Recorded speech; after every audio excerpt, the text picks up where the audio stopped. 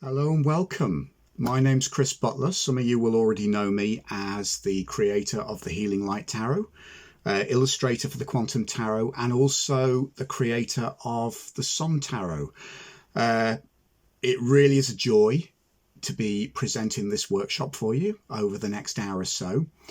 It's a special honour to be presenting at Kim Arnold's UK Tarot Conference 2020. It is just sad that we can't all be together. I wish we could, but thankfully, and thanks to Kim's incredible hard work, we can still be together in the virtual world.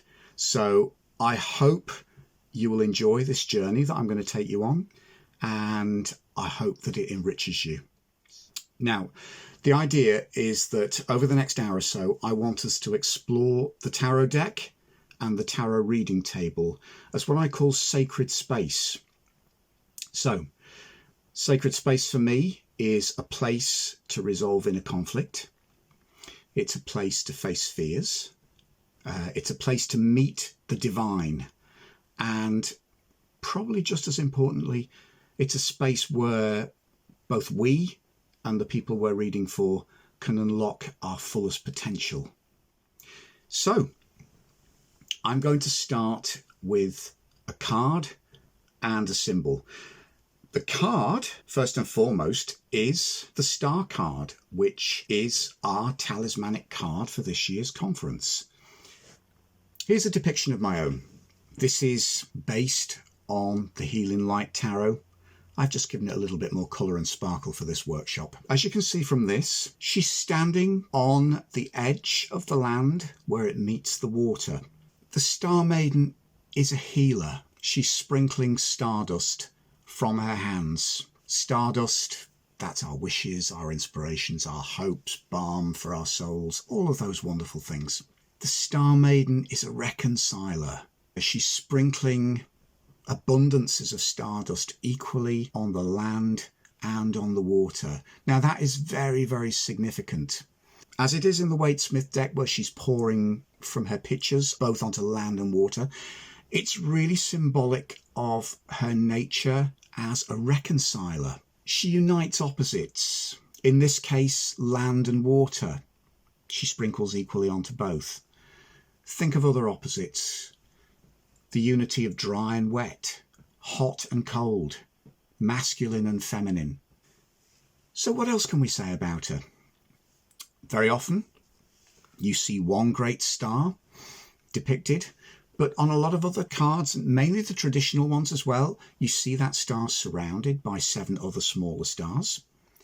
The 7 stars surrounding the central great star are in fact a symbolic ladder. And this is where I want to bring in the diagram you can see.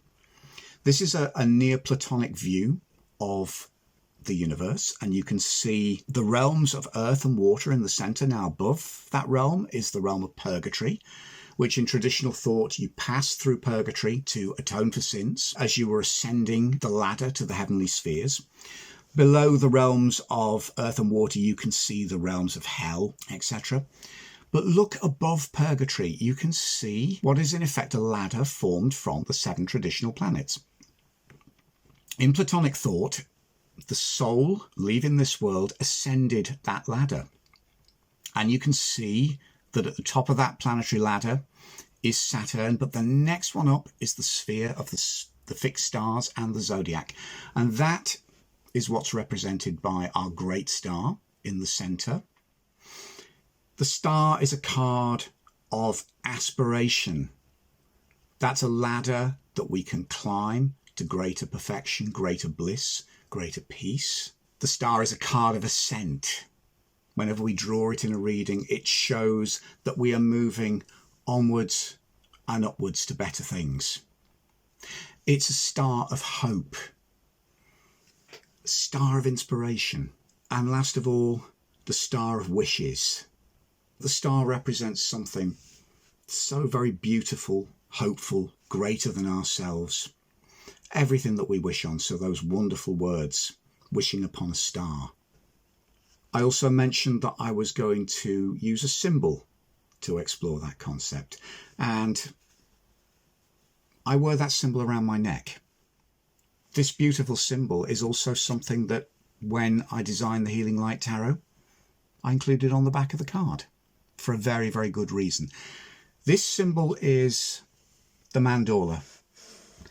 And the mandala is an oval space created by two overlapping circles. What could be simpler? The mandala is the safe healing space we create for our readings. Two circles. Those circles represent duality and opposites. So that's something we've already seen in the Star card. The division between land and water that the Star Maiden bridges and unites. The oval intersection, the space created by those two circles as they overlap. That is the space of healing and reconciliation. That's where those two opposing opposites can meet and be one. So what we see in that oval space is a symbolic depiction of the Star Maiden herself. So for me personally, what is the mandala? The mandala is a space for completion. It's a space for healing. It's a space for reconciliation. All of those things that we try to set up when we're creating the space for a tarot reading. Now, this symbol hasn't come out of nowhere. It's something very ancient, and it's a symbol that has appeared across sacred art through a number of different faiths and disciplines. Let me show you something. You can see here on the left is a Christian depiction, Christ in Majesty. You can see the symbols of the four Gospels and the four Evangelists in the four corners. And in the centre, you see Christ enthroned. But look, Christ is enthroned within a mandala, not just restricted to Christianity. Look to the right. This is a Tibetan thanka. And you can see here, once again, the mandala with the deity. And then, of course, the mandala in the tarot, staring us in the face, in the world card. That beautiful oval sacred healing space, but also here transformed into a space of victory, healing, reconciliation, cleansing, wholeness, our victory. And we know that because the mandala is depicted as a laurel wreath. So back to that piece of jewellery around my neck. It's not just a symbol out of nowhere. It's also, for me, a symbol straight out of the tarot. It means that when I use the tarot for myself and when I read for other people, I believe that the tarot is a tool for resolving our inner conflicts. I believe that the tarot can be used to create safe space for opening ourselves, for being vulnerable, for searching out healing, and for seeking to resolve our own inner conflicts. The aim for me of a tarot reading is to create a living mandala for the person I'm reading for. My reading table, I aim to make a space where the sacred value of the querent soul is honoured. Whoever comes to that reading table, I want that to be sacred space where their soul can be honoured. I want that reading table to be a healing space where my reading querent is safe to be vulnerable. Okay? I want that reading table to be a place of truth, of transparency, of honesty, sensitivity, wisdom, maturity, fairness, and level-headedness. Level-headedness, again, going back to that reconciliation of opposites. and the weighing up of opposites, finding a balance. So, let's look at J.R.R. Tolkien, because I think he understood this better than most. So what we can see here is a beautiful watercolour painting by the artist Alan Lee. Now this is one of the illustrations from J.R.R. Tolkien's The Lord of the Rings.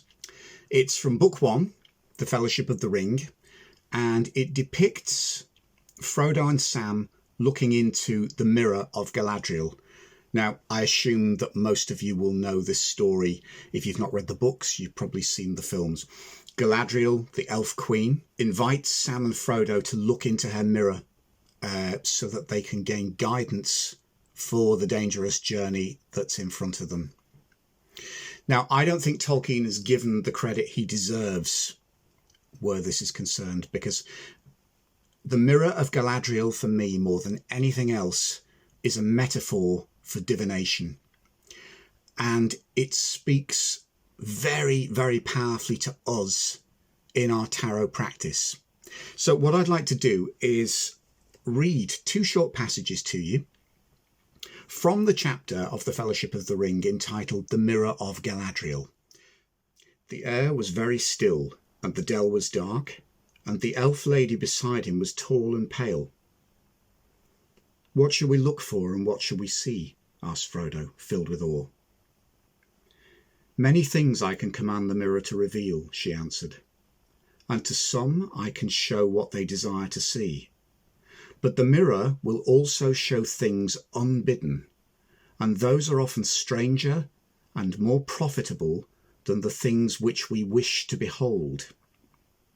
What you will see if you leave the mirror free to work, I cannot tell, for it shows things that were, and things that are, and things that yet may be. But which it is that he sees, even the wisest cannot always tell. Do you wish to look?" And so they do look. Sam in particular looks and sees something quite horrifying that he really didn't want to see. He sees the destruction of his home village.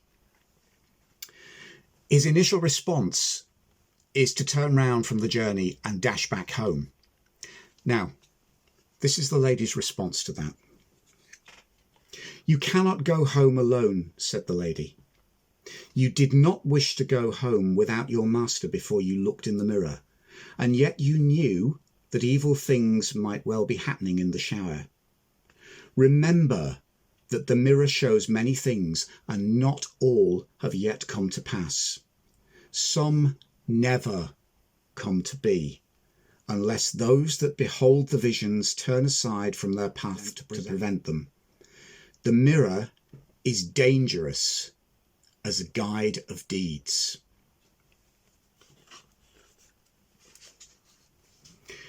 Now, couldn't we say the same thing about the tarot? Let's be honest. How many times have we all done tarot readings for each other or for ourselves, and things have turned out differently from how we've predicted? That's a common occurrence. Now, for me, it got to the point where I stopped reading the tarot predictively, because for me, that wasn't working. So here I am all these years later. I've illustrated 3 published tarot decks. I've now been working with the tarot for, at this point, exactly 40 years, off and on. If I can't predict with it, what on earth am I still doing? What are we still doing here?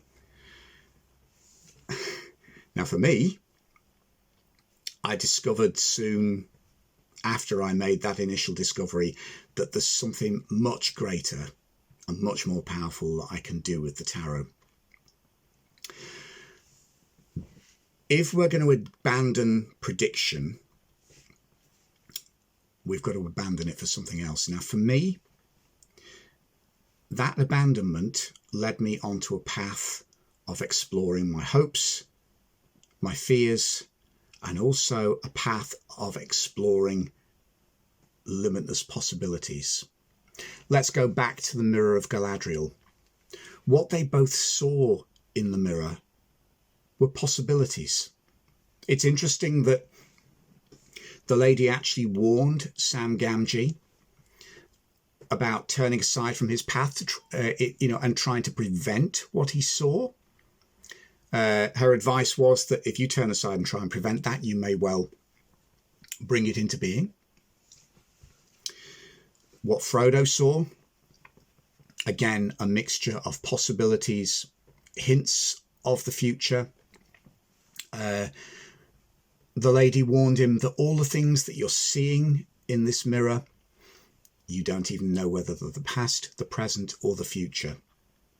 So I think I draw a parallel with the cards. When we pull the cards, we present ourselves with a dazzling array of possibilities. If those cards aren't going to accurately represent the future, then they have to be representing something else. For me, they're mirroring. And I've learned time and time again that I can see myself both as I am and what I could be in the cards. The cards are a mirror for my soul. They're a mirror for your soul. They are a mirror for the soul of the person that you're reading for.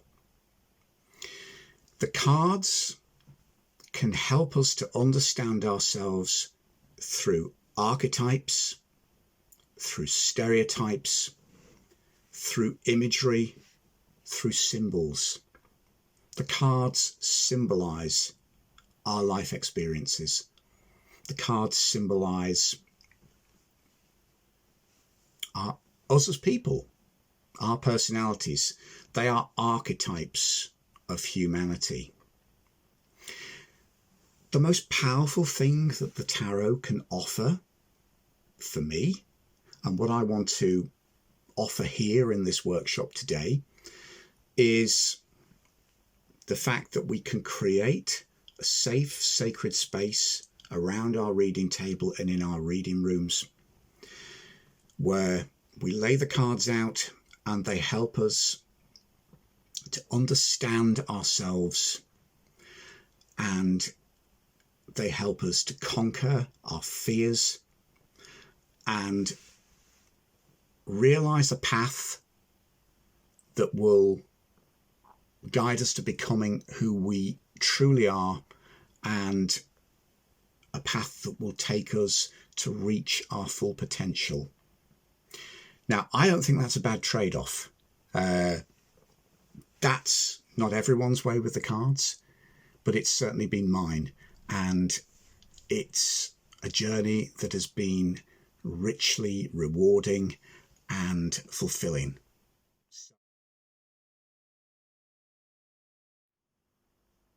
Let me read you this quote from Shakespeare. This is from As You Like It. It's from Act 2, Scene 7. And the quote goes, "All the world's a stage, and all the men and women merely players.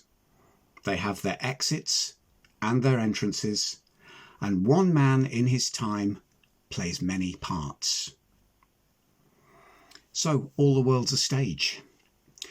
I'd like to go a little bit further and say all the world's a stage, and the tarot is our script. Now, I'm saying that in the context of spending many years working with and loving the Waite-Smith tarot, the mother of all modern tarot decks, and its incredible artist creator Pamela Colman Smith, working under Waite's direction. In effect, in my eyes, she is the godmother of modern tarot. She set the pattern. She set this incredible pattern for us by daring to illustrate the minor arcana cards in a way that reflected their divinatory meaning. So what's that got to do with Shakespeare? it has so much to do with theatre. Pamela Colman Smith was steeped in the theatre. So let's take some time to look at her theatrical background and also how it's seeped into the way that we read the cards, but also how it can inform a lot of different ways that we can use the cards for our own meditations. Let's have a look at two photos of Pamela Colman Smith, two of my favourites. Pamela Colman Smith as Gelukizanga, the storyteller. She spent a large part of her childhood in Jamaica. She was thoroughly conversant with a rich vein of traditional Jamaican folk tales. A lot of these she actually retold and published in her own volumes. Gelukizanga was one of Pamela Colman Smith's alter egos. Gelukizanga in Afrikaans means lucky singer. It was actually a name that she took from one of her own Anansi stories. It's the name of the tiger in the story, Parrot, Tiger and Anansi. That's not a name chosen by accident. Lucky singer. The singer of songs, the singer of stories. Not literally, but figuratively. I mean, when you look at the photographs, the persona that she wrapped around herself as a storyteller, the exotic clothes, the beads, surrounding herself with candles. She also used cardboard cutout figures that she'd hand illustrated herself. They have another theatrical connection, which we'll come to in a minute. The singer of stories, figuratively speaking, is the delivery of a story in a theatrical manner. That's what made this woman so engaging, so charismatic. She was a theatrical storyteller. But then that has a lot to do with the fact that not only did she grow up part of the time in Jamaica, she also came into her own and grew up in the theatre. When she came back to England, when her father went overseas, she was left in the care of the great British actress Ellen Terry, who was her legal guardian. As a result of that, she worked extensively as a costume and set designer within the theatre. Let me show you something else as well. She also developed an interest for miniature theatre. So in this photograph, you can see a complete miniature theatre set with hand-drawn characters, similar to the ones we see for her storytelling. This is a scene from the play Henry Morgan, and the whole miniature theatre was created by Pamela Colman Smith. So we've seen her work on the full-scale stage, and then we've seen her take the stage and condense that down into a work of art for the miniature theatre. So how did that affect the way she illustrated the cards? Let's have a look at some examples. I think the Waite-Smith tarot is an expression of both of these disciplines. You can see her skill as a storyteller.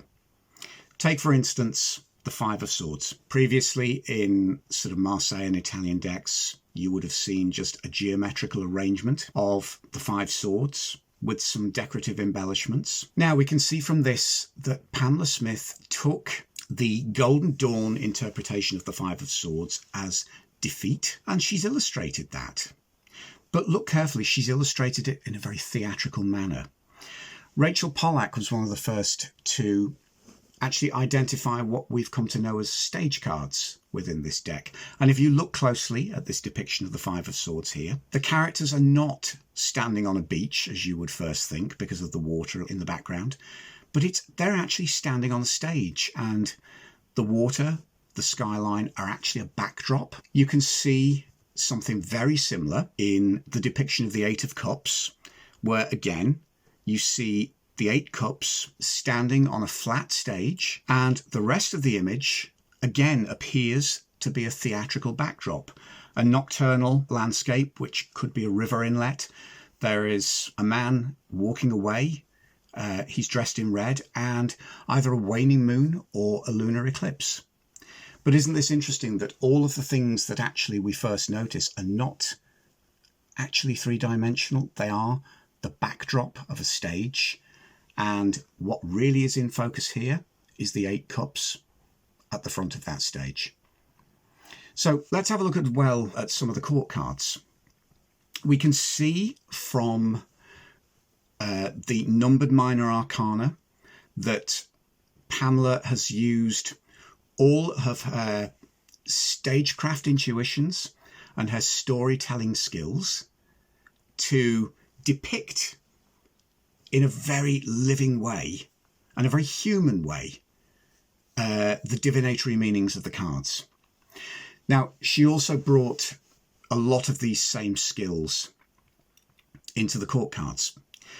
I have here the King of Pentacles in this image and the Queen of Wands. We now can identify many of the figures in the cards. They were real people.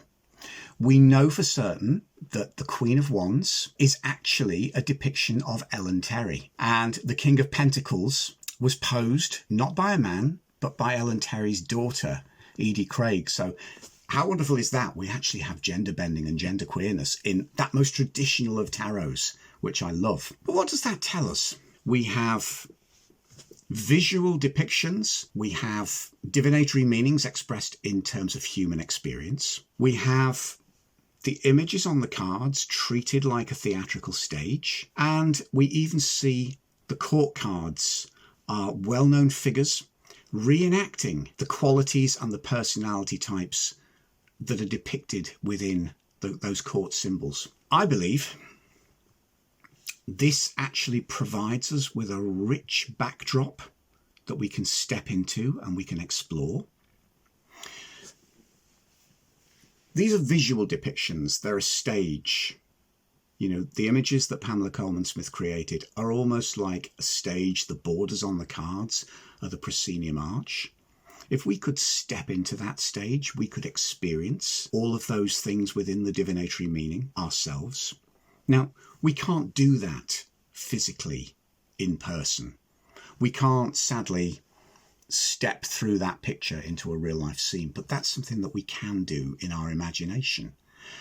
And this is what I want to show you, that we can use the cards of the tarot for guided meditation. We can use them as visual doorways for us to step through in our minds, in our mind's eye, in our hearts. These become what I refer to as tableau vivant, which is a term for another theatrical practice, which we'll come to in a minute. But let's have a look at how we can use our imagination to make these images come alive. So let me show you something else. We can't step through that real proscenium archway, but we can do it in our imagination. And I want to show you a couple of my favourite precedents for this within children's literature, within the literature that I grew up with. So here's my favourite metaphor for what we're going to do with the cards. This, some of you will already know, is an illustration from C.S. Lewis's The Voyage of the Dawn Treader. The artist is Pauline Baynes. And this is at the beginning of the book, when Edmund and Lucy have been sent to stay with their most loathsome aunt and uncle and their equally loathsome cousin. They're going to be there for the whole summer. They're actually in Lucy's bedroom and they're discussing their wish to escape, their wish that they could possibly get back to Narnia. And they notice a picture on the bedroom wall of a ship that looks very, very like a Narnian ship to them. The picture comes alive, and as they look, the sea starts to move, the ship starts to bob up and down on the waves. And to their astonishment, the picture grows, fills the wall, and then engulfs the whole room to the point where they end up engulfed by the picture, and in the scene that they'd seen previously painted on canvas, which has now come to life, they find themselves in Narnia. It's one of the most beautiful and powerful moments in the whole book. Now, another moment like that for me from my childhood was in the film of Mary Poppins. Now, how many of us just so wished we could be those children when, on a day out, Mary Poppins takes them to the park and they come across a pavement artist, and through her magic, they literally jump headfirst into one of the pavement drawings, and they find themselves in the world depicted by that drawing and all of those incredible animated adventures that we can remember from that film. So what can we say? How we wish we could do that for real. But we can do that with the power of our imagination. We can step into those tarot images in our mind's eye. We can engage with the environment, the landscape, and the characters that we meet there. We can become part of the script, whether this is in meditation or whether it's in a guide, part of a guided meditation as part of a reading for yourself or for your reading querent. What about the court cards? Let's look at a third aspect of this imaginary journey.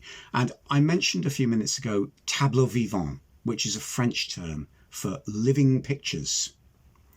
And I think this is something that is very relevant, particularly to the court cards. Have a look at this. This is not so tasteful. This is in a little bit of poor taste.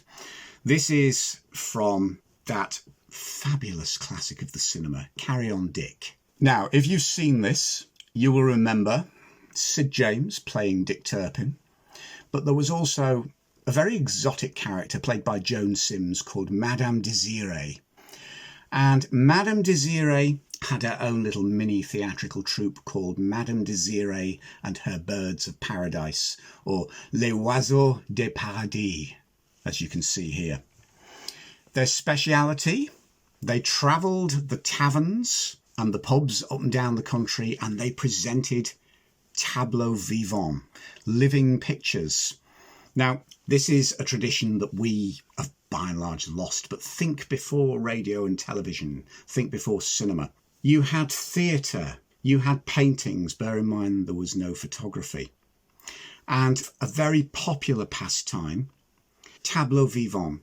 You took a painting or a scene from a play, a scene from a book, and you garbed up in all the costume, and then you posed it statically. So you can see from this rather tongue-in-cheek cinema card from Carry On Dick, Madame Désirée's Birds of Paradise are reenacting a scene called The Nymphs of the Forest. Say no more. But what's a Carry On film got to do with Pamela Colman Smith? Let's return to the court cards, because that's precisely what Edie Craig and Ellen Terry were doing. Here are these two great names of the theatre. Ellen Terry, the greatest actress of her generation, reenacting the Queen of Wands. Not only has she assumed the mantle of the Queen of Wands, she is trying to project the personality of the Queen of Wands as an actress. But our court cards are tableau vivant. They're static. They're that moment frozen in time. So here we are back with Ellen Terry's Queen of Wands. We've got Edie Craig's King of Pentacles. These are actresses playing a variety of parts. So we're back to our Shakespeare quote that one man can play many roles. Look closely, because not only is Edie Craig the King of Pentacles, she's also the magician. So we can gauge from this that probably Pamela Colman Smith had a variety of her friends to pose as she drew these cards. Isn't that wonderful? We know we're dealing with real people for so many of these figures. So we can step through the proscenium arch. We can treat the cards as visual gateways, and in our mind's eye we can step through those gateways in a way that the static picture comes to life. And we can take our tableau vivant, we can take our court cards with those men and women acting and playing many parts, and as we step through the border of the card, we can imagine that person becoming a real person. We can engage in conversation through our meditations, through our readings. Let's take a couple of moments just to do that. You can see here I've got an image of the Eight of Cups. What I'd invite you to do is close your eyes, take a moment to ground yourself, fix this image of the Eight of Cups clearly in your mind's eye. See the dusk dawn sky, the eclipsed moon, the waning moon, however you choose to see it. The cups on the stage, stacked carefully in a considered manner, and then look beyond the stage into the backdrop. It's come to life in your mind's eye. The man or woman dressed in red walking away, Where are they going? In your imagination, why don't you call out to them? Are you going to get a shock when they turn around? Maybe you'll recognise the face. Do you dare ask them where they're going? Why they've left the cups behind? Any questions of your own that you have? Just in your mind's eye, in your meditation, engage with that character. And that character brought to life in your imagination will hold the key to so many of your internal questions. Let's return to the reading table. And I want to take another of these tableaux, the 9 of Wands. 8 of the 9 wands stood behind the stage. Are they part of the backdrop? We don't know. Maybe they're actually at the back of the stage, between the stage and the backdrop itself. Who knows? But they're set up as a barrier and as a wall. And in front of them is a wounded warrior on guard. His head is bandaged. You can see his battle scars and his wounds. This card's called Great Strength. And for me, in Pamela's depiction, we're talking about great strength and the ability to survive, to dig your heels in, to endure. Steadfastness. But this man is wounded. And actually, what we want to ask of ourselves is how the wounded warrior finds his healing in our reading and meditation space. Now, if we've created a mandala through our reading table or through our guided meditation with the cards, that means that reading table is a safe space for the wounded warrior to let down his or her guard. Think of him or her as yourself if you're going on a guided meditation with an individual card or a number of cards from the deck, or think of the wounded warrior as the person that you're reading for. So we take the wounded warrior into the mandala of our safe reading space. The wounded warrior can let down his guard, he can hurt, he can grieve, and he or she can heal as they talk and as they find themselves reflected in the cards. The tarot table as a mandala, as a healing space, is a safe place for unburdening. So much of that healing can come as we, or whoever we're reading for, assumes the mantles of the various tarot characters. We can step into those characters, we can identify with those characters, and as a result, as we become them, we can channel our own life experience through them. And very often what we'll find is that the characters, as depicted in the cards, will have those missing links for the answers that we've been looking for. They can fill in the gaps for us. That's the power of these archetypal depictions of humanity. They show us aspects of humanity that either we're struggling to connect with or we've previously haven't even thought to connect with. They can show us how to live, how to deal with certain situations. So here's another meditation. Imagine you're feeling sapped, weak, tired, as if you've got nothing to give. What happens if we then meditate on the Queen of Wands, that incredible, powerful, authoritative, fiery, creative, energized archetype? Let's take time to do that for a minute. Close your eyes.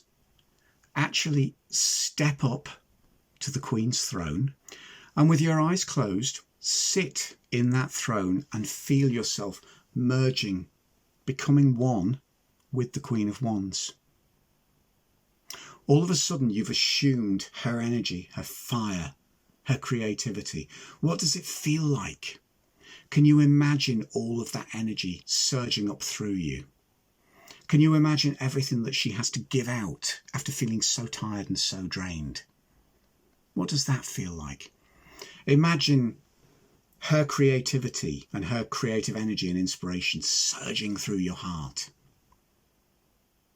It's just in your imagination, But maybe by daring to imagine, by daring to actually believe that you can be that figure, you might just trigger off all of those hidden reserves of everything that the Queen of Wands has within yourself. Maybe it was always there. Maybe you just needed to re-tap back into it. Now, let's expand that out from the court cards to all the other personalities that we see within the tarot deck. The kind of conversations that we've had in those imaginary unions with the court cards, we can have with any living figure that's depicted in the tarot. So, in this image, we've got the Seven of Wands, the High Priestess. We have the Hanged Man and the Page of Cups. So maybe it's time we asked a few questions of these people. Let's step into conversation with all of them. Who is the man in the green shirt? Why is he so defensive? Why is he keeping us at bay with the wand that's in his hands? More interestingly, who is out of shot in this image? There are 6 other wands being brandished at him. If we could step onto the frame of that image and we could look down, who would we see brandishing those wands at him? Who is trying to attack him? It's interesting, isn't it? What would it be like if that was us? Where do we feel besieged in our lives? What are we trying to fend off? Who are we trying to fend off? The High Priestess. She sat between 2 pillars with a veil hanging between them. In effect, she's the guardian of a gateway. What is that gateway? Do you dare ask her? If you ask her, just imagine in your mind's eye, is she going to move aside and will she let you pass through that gateway? Will she tell you whether you're ready or not? What about that scroll in her hand? If you asked her what was in it, would you dare to ask her to read from that scroll to you? Just close your eyes and imagine that the High Priestess has unfurled that scroll and she's reading the first few sentences to you. What would they be? What truth would she reveal to you? Let's move to the Hanged Man. If you're stood in front of his gallows, why is he so serene? That's not a very comfortable position. He's got a glowing halo around his head. What exactly is going on? Do you dare ask him? Does he have any words of wisdom for you? He's quite at peace in an uncomfortable position. What can he tell you? How can you find peace in your situation? Does he want to come down off that gallows? If you step into that image and ask him if he's okay, does he need help to be freed? Or does he need to be freed at all? This is perhaps the strangest image of all. And I would say the Hanged Man is a challenge to all of us. There are times when we'll turn a card over in the tarot and it will just look inexplicable. Dare to step into the image, dare to converse with the figure on that card. It's when things seem the most inexplicable of all that you can have the most interesting conversations within your vision quests with these characters. So what about the Page of Cups? He's holding out a cup and there's a fish jumping out of it. What does that symbolise to you? What is he actually offering you? He's a messenger. Who sent him to you? Maybe it's time to do something else. Let's go back to what we did with the court cards, where we put ourselves in the position of those people. We became them. When we do that, we're daring to see both the best and the worst of those characters mirrored within ourselves. Some of us have a practice when we're reading the tarot of working with upright and reverse cards. Now, this is very much down to personal taste. A lot of the time, I like to examine both the light and the dark aspect of any particular card or archetype that comes up within a reading. So the difficult thing here is sometimes we can be tempted to avoid the bits we don't want to see. So I dare you to select a couple of court cards, meditate on them, but then at a certain point, dare to turn that card upside down. When it's upright, we're obviously symbolising the good and positive things in that character that we want to connect with.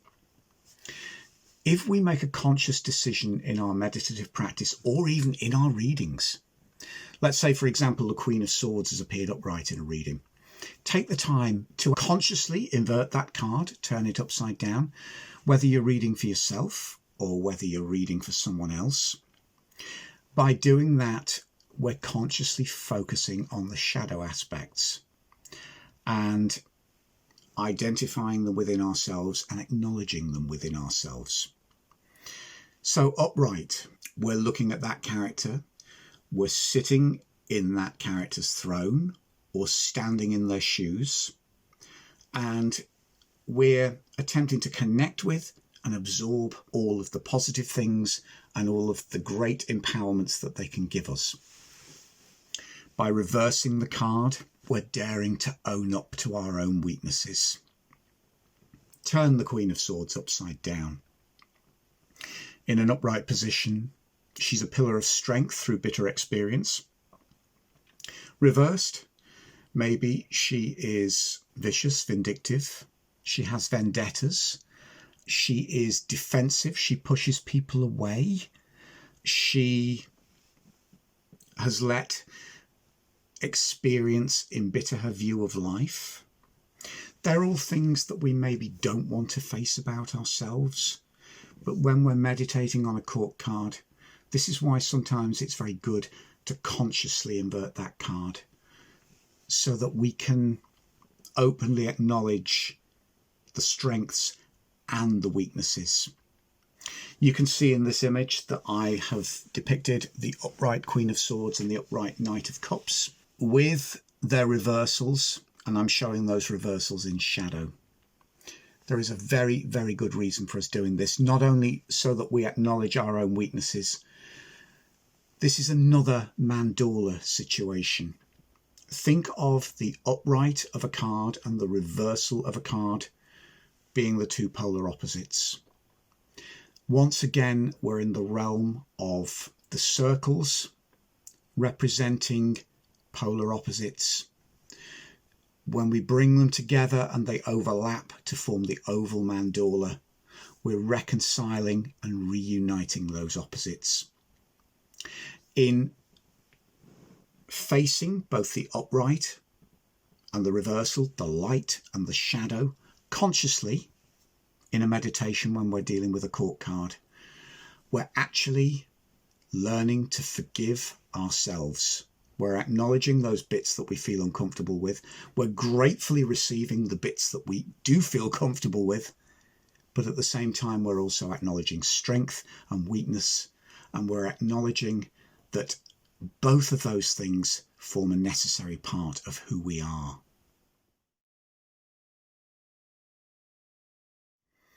The mandala of tarot. The tarot for me is a living mandala. When we pick up these cards and when we use them in a considered way, we are creating healing space for ourselves and for others. So, what is the mandala of tarot? For me, the mandala of tarot, it teaches us to forgive ourselves first and foremost. None of the tarot characters are perfect. Let's get that completely straight. Not a single one. This is not like a sacred text. The danger with sacred texts is we make an assumption that they're divine, therefore everything that's in them must be perfect. That's not the tarot. The tarot shows strengths and it shows weaknesses. And the tarot also teaches us that we need both. That's what it is to be human. Strength in one circle, weakness in another. Let's just acknowledge that they're part of all of us. Let's bring them together. And in that space, in that safe, oval, healing space, that's where we find reality. That's where we actually learn to be a little bit more gentle on ourselves. That's what the Fool is. The Fool is every single character in the tarot, and he will always be leaping off a cliff. He will always be foolish. None of these characters are perfect. They've all got their strengths and their limitations, even the World card. Even that pinnacle of attainment, achievement, of journey's end. She's standing there dancing triumphantly within the mandala wreath. She is not the end of the story. Bear in mind, in the tarot, all endings are also beginnings. When we reach the point that we are the world dancer in that mandala, the next step forward is just another higher journey. We become the Fool all over again. The Temperance card is, for me, a card of mandala. Temperance, with her two cups, her two opposing cups, mixing and blending, is again the reconciliation space. Think of those cups as our strengths and our weaknesses, our light side, our shadow side. Temperance teaches us that we need to reconcile the two. We can forgive ourselves for being flawed and for being imperfect, but at the same time, we can also celebrate the strengths that we have. So, the tarot teaches us to forgive ourselves. What else can we learn from the mandala of tarot? The mandala of tarot teaches us to love ourselves. That's what the tarot is about. It's about self-realization. It's about allowing others to find realization as we read for them. And it's about becoming more comfortable with ourselves. Let's look at the Two of Cups and the love that that engenders. The healing Caduceus, the winged lion, the triumph of love. There is a problem here. Very often we love others more readily than we love ourselves. This is where the Justice card comes in, another mandala card. The pans of the scales represent the opposite circles. Justice again is about the reconciliation of those things. Now, if we apply justice to the Two of Cups, we cannot justifiably love others and apply a set of values to others that we don't equally apply to ourselves. If we're prepared to love and forgive other people, we have to be prepared to bring that back. So the tarot teaches us to love ourselves. Let's look at the Sun card. That's another mandala card in my view. If you look at the Sun card in the Marseille Tarot, you have the twins. Possibly they represent Gemini, but again, opposites united. On the Rider card, we have the Sun child riding triumphant on the white horse. It's about learning to love our inner child. Look at the innocence engendered in the Sun card. Bear in mind that all of these cards represent aspects of ourselves. We have aspects of all 78 cards in ourselves.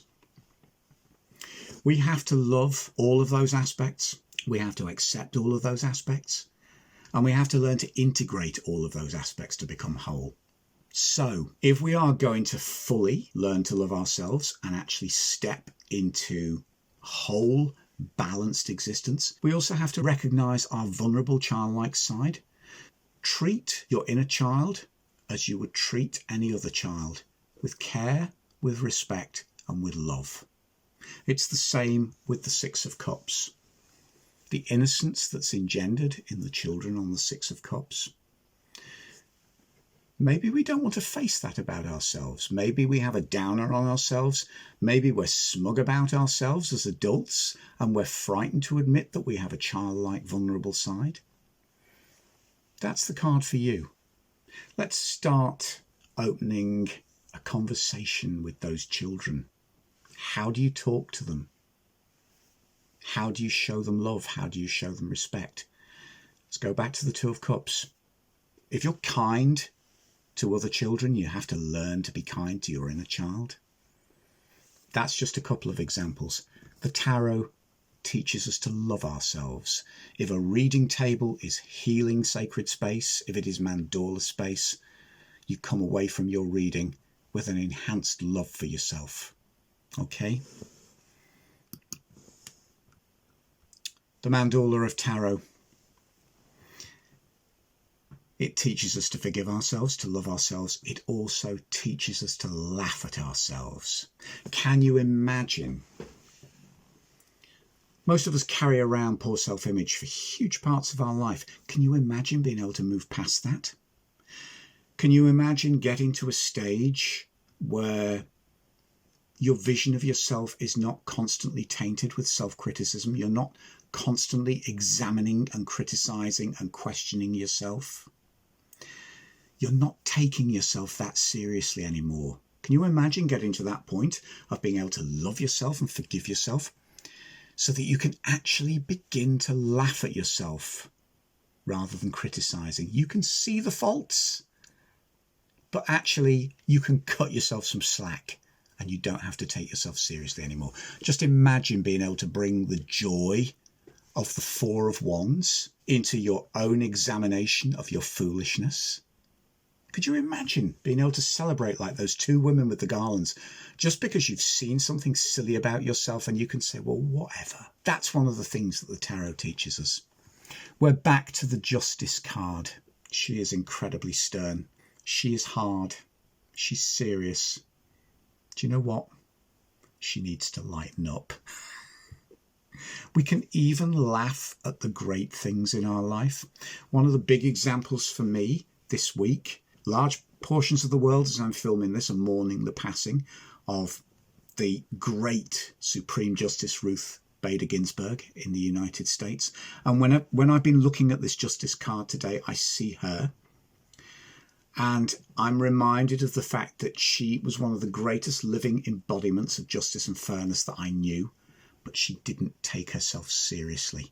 She could laugh at herself. She could be dryly sarcastic. This is the joy of the tarot. The tarot is incredibly profound. The tarot is not always very serious. Bear in mind, these are real people. They're real archetypes. Even the greatest people have their foibles. Think of the great Ruth Bader Ginsburg. When you look at the Justice card, think of some of her withering comments, of her sarcastic remarks, warm-hearted remarks, but at the same time uncompromising remarks. If she can laugh at herself as the embodiment of justice, so can we. The Nine of Pentacles. She's oh so grand. Isn't she wonderful? Gloriously, beautifully dressed, very wealthy. She's there with her castle. There might also be the touch of the snob and the hyacinth bouquet in this woman. You know, she's achieved great things. Where did she come from? Is she trying to cover her tracks up? And when we identify with this woman, when we look at what we've achieved, or if we're trying to sort of visualize what we can achieve, let's remember not to take ourselves too seriously. Let's not get caught up in the status of the Nine of Pentacles. Hopefully that gloriously dressed lady with the falcon on her hand can also laugh at herself as well. Maybe when we have that imaginary conversation, we can take the piss out of her in good humour as well. Wouldn't you like to do that? That's the joy of the tarot. We can laugh with these characters. We don't always have to be serious with them. We don't have to be afraid of them. We may even find they're very personable when we begin to have those inner dialogues. The tarot teaches us to laugh at ourselves. Let's look at the Four of Cups. My God, he is sulking, isn't he? I've got everything. I don't want that one. I don't need any more. We very often don't focus on the pouting face and the sulking looks and the folded arms. If we identify with this card in a reading, let's take a long, hard look at how stubborn we're being. And maybe it's time to stop taking ourselves that seriously.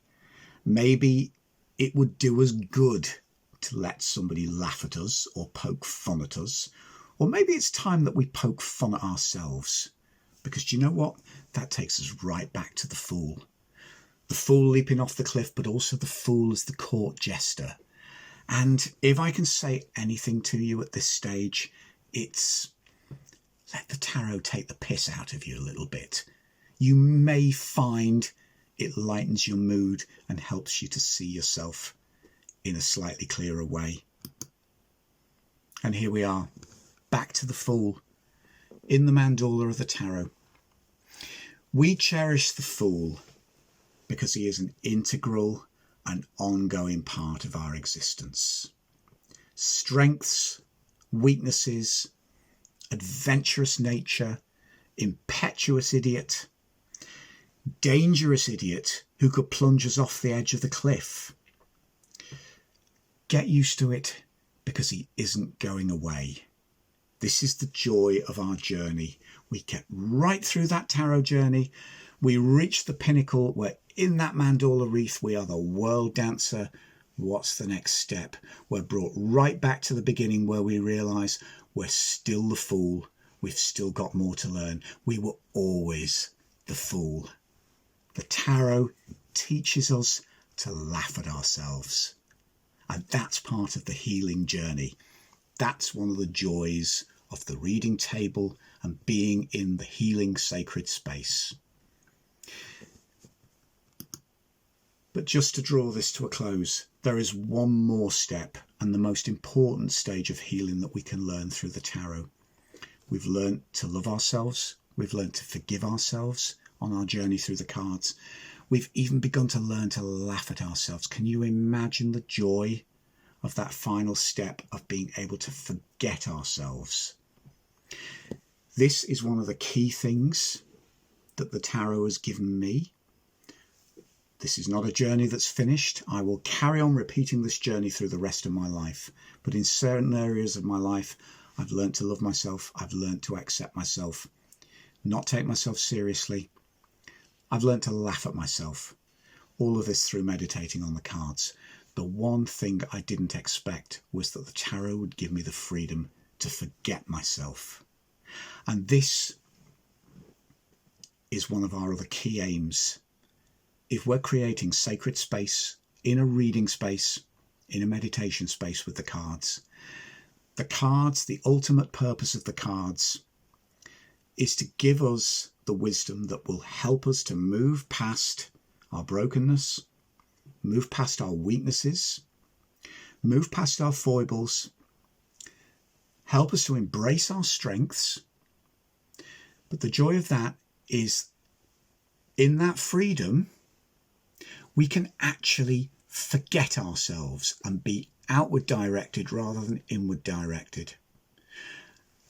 One of the problems I have with so much spirituality, it is focused on self-actualization, self-realization, self this, self that, self, to the point where we just become preoccupied with ourselves. I don't believe that's what the tarot's about. And that's why I want to close with this final image, going back to the Eight of Cups, the journeyman walking away. And let's make this our final meditation. The cups represent everything in our reading that the tarot has helped us to resolve. They represent everything that we've been able to walk free from. They represent everything that has held us back or stopped us from actually realizing our full potential. In this meditation, we can joyfully turn our back on those cups, walk away, become the world dancer, but also become the fool again for the next stage of our journey. This, for me, is what the reading table can offer. Tarot provides a blueprint for empowered living, and this, in turn, reflects the healing power of the mandala. That is what our reading tables have to offer, both for the people we read for and for our own inner journey. Thank you for taking this journey with me, and may all of your readings provide healing, liberation, joy, and a way forward. Thanks for watching.